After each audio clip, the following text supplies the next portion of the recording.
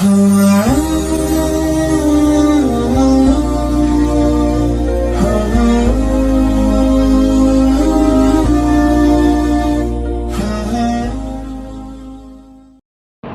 عَذَابِي هُوَ الْعَذَابُ الْأَلِيمُ. اللہ د خپل وعدی د رحمت د وعدی بیانو کو اور پسی بیا وعید عذاب بیانو کو. نو اوس د ابراہیم علیہ السلام په دی واقعہ کې دی دوارو خبرو ته اشاره ده چې څنګه الله تعالی دا وعده د رحمت او وعید عذاب په آخرت کې چې کوم دی دا به خلقو لور کوي، همدغه شان دا وعده د رحمت او وعید عذاب په دنیا کې هم کې دی شي. هغه مثال اوس دلته بیانېږي چې ونبئهم عن ضيف ابراهیم. اے حبیب خبر ورکړه د خپل امت ته د ملمنو د ابراهیم علیه السلام. ضيف ویلی شي ملمنو ته، او د ضيف د اطلاق په واحد جمع دواړو باندې راځي. دلته د ملمنو ذکر دی چې ابراهیم علیه السلام ته کوم ملمانه راغلیو، د هغه ملمانو باره کې د خپل امت خبر کا. هغه ملمانه څوک؟ هغه ملمانه فرشتي وي، خو د انسان په شکل کې راغلی وي. نو چې کله ابراهیم علیه السلام ته دغه ملمانه رال د انسانی بشر په شکل کې، ابراهیم علیه السلام اون پیژندل، دغه ملمانو په هغه باندې سلام واچو. نو الله اذ دخلوا علیه فقالوا سلاما. کله چې دغه ملمانه داخل شو په ابراهیم علیه السلام دغه کور ته یا دغه حجرې ته رال او سلام واچو په ابراهیم علیه السلام باندې، او ابراهیم علیه السلام هغوی ته د سلام جواب ورکړ، ځکه چې پیغمبر دی خامخا به د سلام د اهمیت نه خبر دی. نو چې څنګه سلام څوک واچي جواب ورکول پکې بیا واجب وګرځي. دغه دی کې چې کله دغه ملمنو سلام واچو او ابراهیم علیه السلام د سلام جواب ورکړ. اوس ابراهیم علیه السلام ډیر زیات ملمه دوست و، چې کله به ملمه ول راغی نو فورا هغه د پاره به سالم سخی چې کوم دی ذبح کو او هغه به ورته رد کو، او بیا به هغه رد کړي سخی به ورته مخامخ کېښودو. نو چې کله ابراهیم علیه السلام دا ملمانه رال، فورا هغه د خپل عادت مطابق چې کوم دی د دوی د ملمستیا بندوبست وکړو، دوی ته هغه خوراک چې کوم دی مخامخ کېښودو. نو خو فرشتې وي، فرشتې خو خوراک نه کوي، هغې ته خو د خوراک ضرورت شته نه، هغې خو صرف او صرف د الله حمد او تسبیح او ثنا وایي. نو فرشتو ورته لاس نږدې نه کړ. نو دغه دی کې ابراهیم علیه السلام په زړه کې یره راغله، او په هغه زمانه کې دام یو عادت و چې چا به د چا ډوډۍ نه خوړله نو هغه به خپل دشمن ګڼه. نو دغه دی کې دته یره را چې دا څوک مخالفین دي یا څوک دشمنان دي چې راغلي دي او ما ته چې کوم نقصان را رسي. نو دغه دی کې ابراهیم علیه السلام دوی نه لږ غوندې ویرېده. نو قال اویل ابراهیم علیه السلام انا منکم وجلون. اے ملمنو یقینا زه تاسو نه ویرېدم. وجلون وجل نه اوته دي، او وجل هغه یری ته ویلی شي چې د مصیبت راتو په وخت باندې انسان بیچین او بیقرار شي. نو دغه دی کې ابراهیم چې کوم دی بیچین شو، بیقرار شو، پریشان شو، په لکه یره رااله. او یا علما دا بیانې چې دا یره دی وجه نه هم رااله چې دا ملمانه په داسې ټیم کې رال چې هغه ټیم د راتلو نو همتنه خوفده شو، او یا دا ملمنو چې کوم دی بغیر اجازته د هغه در اجرې ته یا د هغه ځای ته رال. نو دغه دی کې هم د انسان کله که راځي چې د خو اړو اجازت ونه غوښتو، دا څوک مخالفین دي. خو بهرحال چې کله ابراهیم وفرمایي چې ما ته ستاسو نه یره پیدا شوله، نو هغې ورته خپل حقیقت بیان کوي، یریږه ما. قالو ویل هغه فرشتو لا توجل، مه یریږه، انا نبشرک بغلام علیم. منګه دا الله فرشتي او منګه الله تعالی دې دپاره رالیږلي چې منګه تعالی زیری درکو په یو الګ باندې چې هغه به عالم هم وي. تعالی منګه زیری درکو د یو الګ د یو بچي چې هغه به صاحب علم وي، د علم خاوند به وي. نو علم نه مراد دلته چې کوم دی نبوت یادېږي، ځکه چې د ټول نه زیات علم الله انبیاء کرام ته ورکړی دی. او د ابراهیم الله چې د کوم دوی زیر ورکېږي هغه اسحاق علیه السلام دی، او بیا اسحاق چې کوم د الله بیا پیغمبرم ګرځېدلی دی. نو دلته فرشتو ورته وایي چې یریږه ما، تعالی موږ بچي باندې زیری درکو، ستا طلب الله بچي درکوي او هغه به عالم وي، د علم خاوند به وي. او دغه دی کې ابراهیم علیه السلام د بوډاوالي زمانه ته رسیدلې دي، تقریبا 120 سال عمر دی، او په داسې عمر کې چې کم دی د اولاد د بچی پیدا کېدل داسې خلاف عادت دی، چېرې داسې ټیم کې بچی نه پیدا کېږي. نو حیران شو، تعجب ولا ورغی، چېرې دی ماله خو زیر راکوي د هلک د زوی، او په داسې عمر کې راکوي چې زما عمر د بوډاوالي دی، ښځه مې بوډۍ ده او شنډم ده، مخکې نه بچي هم نه دي شوي، نو دا به څنګه کېږي؟ نو قال وویل ابراهیم خلیل الله ابشرتمونی، آیا تاسو ماله زیر راکوئ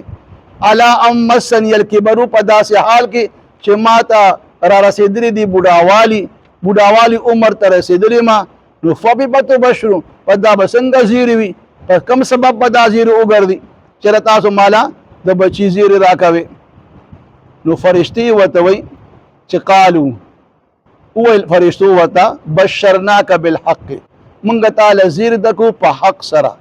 دا زیر رښتیا دي، په یقین سره تعالی مونږ زیر درکو، او په رښتیا طریقې سره تعالی مونږ زیر درکو چې کم رب بچی ورکولو والا ذات دی، نو د هغه قدرت کې هر څه شته، هغه بغیر مور او پلار چې کوم دی هم پیدا کولی شي، بغیر پلار هم پیدا کولی شي. نو د بوډاوالي دا عمر خو بیا څه دومره ګرانه خبره نه ده، بیا هم چې کوم دی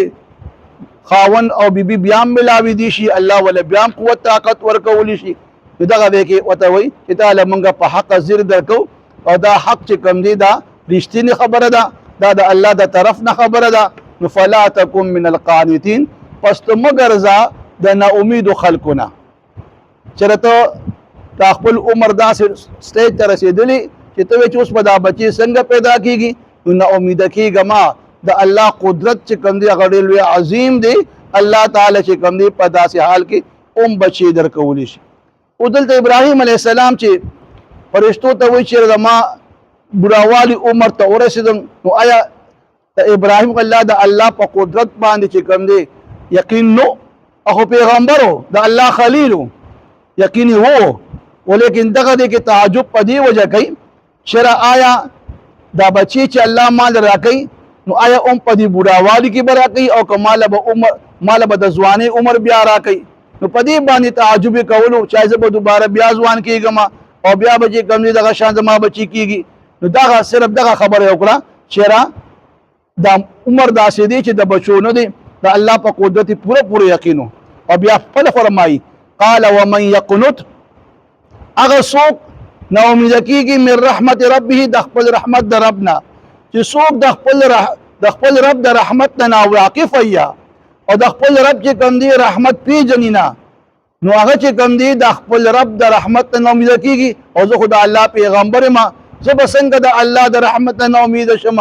د رحمت نه امیدي خو د هغې خلکو ده چې الا الضالون، چې هغه ګمراهان خلک وي، هغې د الله په قدرت باندې یقین نه وي، د الله په علم باندې یقین نه وي چې الله ته د کم خبرو چې کوم علم شته. نو کم خلک چې د الله د قدرت نه انکار کوي او د الله د علم نه انکار کوي، نو هغه خلک چې کوم دي هغه ګمراهان دي. او زه خو د الله پیغمبر یم، لهذا زما په خپل رب باندې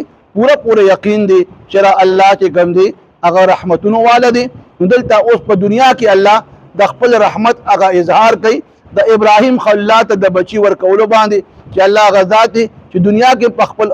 نیکانو بندګانو باندې رحمتونه کوي او د خپل رحمت هغه اظهار کوي. او وروسته پسې بیا د عذاب خبره را روانه ده چې لوط علیه السلام قوم ته دا فرشتې را روانې دي او هلته دې باندې به عذاب راځي. گویا دنیا کې د الله وعده د رحمت هم ده او وعید عذاب هم الله دنیا کې راوستي شي. ونبئهم ای زما حبیب خبر ورکا د خپل امت ته یا دوی ته عن ضیف ابراهیم، د ملمنو د ابراهیم علیه السلام د واقعې، چې کله دا ملمانو اذ دخلوا علیه داخل شو په ابراهیم علیه السلام باندې، فقالوا سلاما، پس هغې وویل چې سلام دی پتا باندې. او ابراهیم الله د هغې جواب ورکړ، نو قال بیا وویل ابراهیم خلیل الله انا منکم وجلون، یقینا مونږه تاسو نه خوفزده یو، تاسو پر راتلو مونږ ته یره راله. نو قالوا هغې ورته وویل لا توجل، مه یریږه، انا نبشرک، یقینا مونږه زیر درکو تا ته بغلام علیم، په هلک چې هغه به صاحب علم وي. نو قال وویل ابراهیم خلیل الله ابشرتمونی ایا تاسو ما ته زیر خوشخبری راکوي الا پداسې حال کې مسنی الکبرو چې ما ته بوډاوالی ته امت ته رسېدلې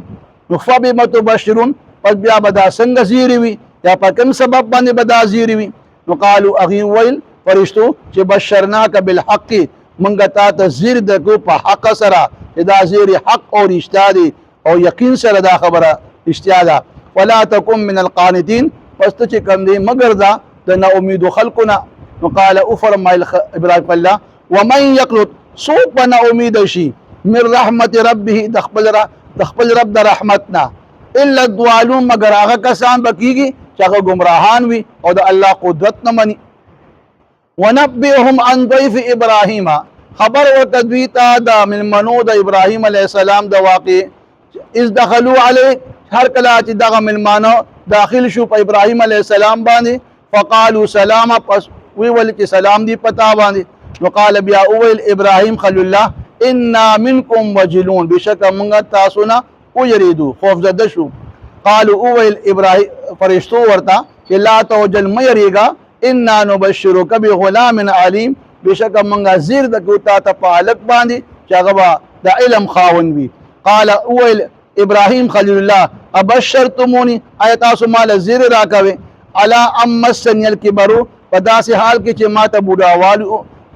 بوډاوالی او د بوډاوالی امت رسېدلې نو فبما تبشرون پسرنګ به دا زیری وي یا په کوم سبب به دا زیری وګرځي نو قالوا هغوی ویل فرشتو بشرناک بالحق منګه تا ته زیر درکړو په حق سره چې همداسې به کېږي الله به تعالی زوی درکوي فلا تکن من القانتین او پس ته مګر ځه مکېږه د نا امیدو خلقونه قال اویل ابراهیم خلا ومن یقنط څوک به نا امید شي من رحمت ربه د خپل رب د رحمتنا گویا مسلمان د الله د رحمت نه نا امید کېږي نه وه الا الضالون مگر هغه خلک چې ګمراهان دي او د الله قدرت نه انکار کوي نه مني هغوی به چې کوم دی د نا امیده ګرځي